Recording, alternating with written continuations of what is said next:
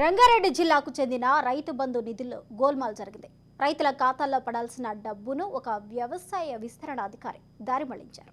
రైతు బీమా క్లెయిమ్స్ చేసే సమయంలో నామినీ వివరాలు, తప్పుడు ధ్రువపత్రాలు సృష్టించి 2 కోట్లకు పైగా రైతుల సొమ్ము దోచేశాడు.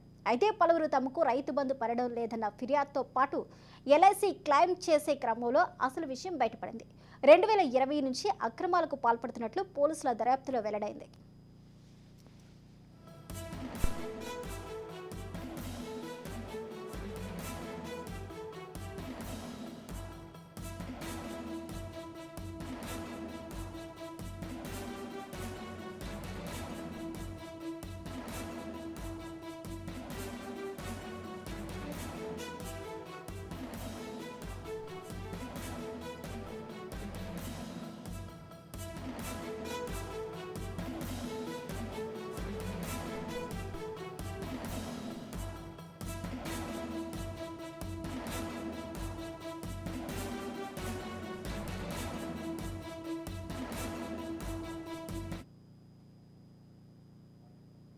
ప్రభుత్వం ఏర్పాటు చేసిన రైతు బంధు, రైతు బీమా పథకాన్ని కూడా యూజ్ చేసుకొని అడ్డదారుల్లో కోట్లాది రూపాయల వసూలు చేసిన ఇద్దరిని సైబరాబాద్ పోలీసులు అరెస్ట్ చేయడం జరుగుతూ ఉంది. దీంట్లో ప్రధానంగా గమనిస్తే ఎకనామిక్ అఫెన్స్ దీని మీద సీరియస్గా ఉంది.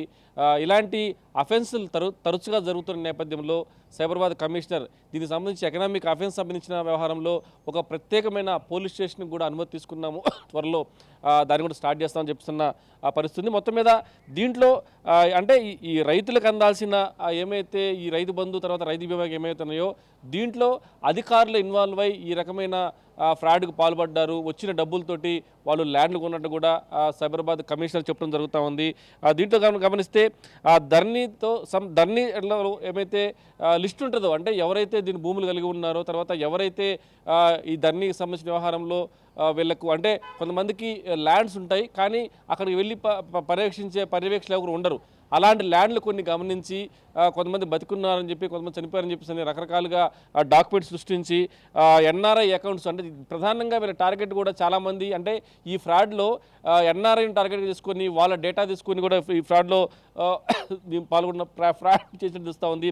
ఇదే కాకుండా దీంట్లో మొత్తం గమనిస్తే 20 మంది వ్యక్తుల బీమా నగదును కూడా వీళ్ళు తమ సొంత అకౌంట్ బదిలీ చేసుకున్నారు. దీనికి సంబంధించి వాళ్ళంతా వాళ్ళే అకౌంట్ క్రియేట్ చేయటం, తర్వాత డెబిట్ కార్డు కూడా వాళ్ళ దగ్గర పెట్టుకోవటం, అంటే బ్యాంకులో డబ్బులు పడ్డప్పుడు కూడా ఆ పిన్ నెంబర్ కూడా వీళ్ళ దగ్గర ఉంటుంది కాబట్టి ఆ పిన్ నెంబర్ ద్వారా తమ సొంత అకౌంట్లకు డబ్బులు ట్రాన్స్ఫర్ చేసిన పరిస్థితి ఉందని చెప్పేసి కూడా సైబరాబాద్ కమిషనర్ చెప్పడం జరుగుతూ ఉంది. దీంట్లో మొత్తంగా ఈ స్కామ్లో 2 కోట్ల రూపాయల నగదును వీళ్ళు బదిలీ చేసుకున్నారు. తర్వాత దీంట్లో స్కామ్కు పాల్పడ్డారని చెప్పేసి కూడా తెలుస్తూ ఉంది.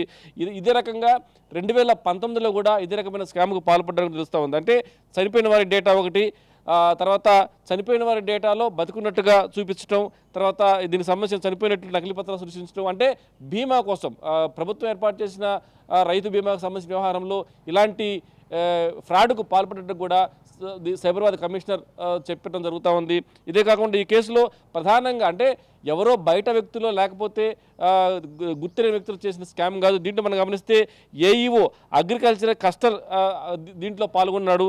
ఇతని పేరు శ్రీశైలం, ఇతనితో పాటు వీరస్వామి అనే ఇద్దరు కూడా ఈ ఫ్రాడ్కు పాల్పడడం తెలుస్తుంది. అంటే అధికారి కాబట్టి ఏ రకంగా డబ్బులు వస్తాయి, ఏ రకంగా స్కామ్ చేయొచ్చు అని చెప్పేసి అని ఫుల్ డీటెయిల్స్ అన్నీ ఉంటాయి. తర్వాత ఆన్లైన్లో అప్లికేషన్ పంపించాలన్నా, తర్వాత అప్లికేషన్ సంబంధించిన వ్యవహారంలో దాన్ని ఫామ్ ఫిల్ చేయాలన్నా కూడా వీళ్ళ సహకారం ఉండాలి కాబట్టి వాళ్ళే స్కామ్కు పాల్పడి తెలుస్తూ ఉంది. దీంట్లో మనం గమనిస్తే AEO agriculture cluster Goreti Srisailam అలాగనే వీరస్వామి ఇద్దరిని కూడా అరెస్ట్ చేయడం జరుగుతుంది. మొత్తం మీద 2000 మంది అమాయక రైతులకు సంబంధించిన వ్యవహారంలో ఈ డబ్బులను కూడా ట్రాన్స్ఫర్ చేశారని చెప్తుంది. మొత్తంగా 2 కోట్ల రూపాయలకు పైబడి వీళ్ళు స్కామ్కు పాల్పడ్డారని కూడా సైబరాబాద్ కమిషన్ చెప్తున్న పరిస్థితి. ఇదే కాకుండా వీళ్లకు ఎవరెవరు సహకరించారు, తర్వాత దీంట్లో ఇంకా ఎవరన్నా ఈ స్కామ్లో ఉన్నారన్న దాని మీద కూడా ఇప్పటికే దర్యాప్తు కొనసాగుతూ ఉంది. ప్రస్తుతం ఎకనామిక్ అఫెన్స్ టీం పూర్తి స్థాయిలో దర్యాప్తు చేస్తున్న నేపథ్యంలో దీంట్లో భార్య పేరు మీద కొన్ని ల్యాండ్లు ఉన్నట్టు తెలుస్తూ ఉంది. అక్కడ అలాగనే ఏ బ్యాంకులో ట్రాన్స్ఫర్ చేసుకున్నారో ఆ బ్యాంకులో ఉన్న డబ్బును కూడా ప్రస్తుతం సీజ్ చేశారని తెలుస్తూ ఉంది. మొత్తం మీద